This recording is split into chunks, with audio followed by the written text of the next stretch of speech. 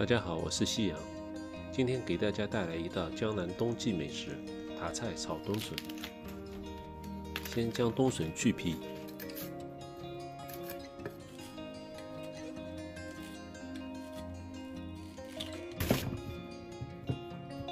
然后切片备用。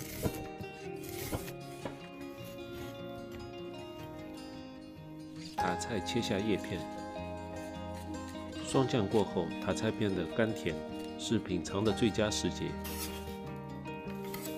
洗净后备用。今天的食材非常简单，现在食材都已准备好了。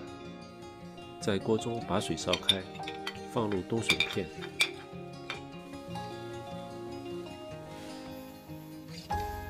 焯水3分钟后捞出备用。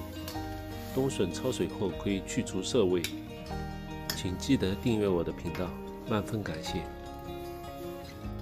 加入猪油15克，放入塔菜、冬笋，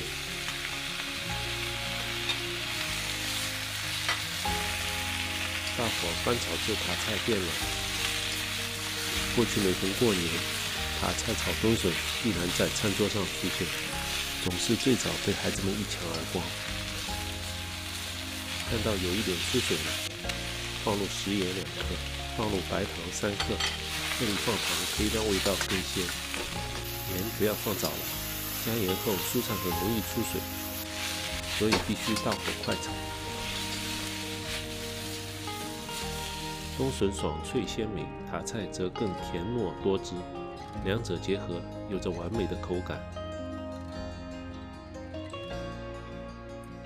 好了，今天就到这里，谢谢您的收看，让我们下期再见。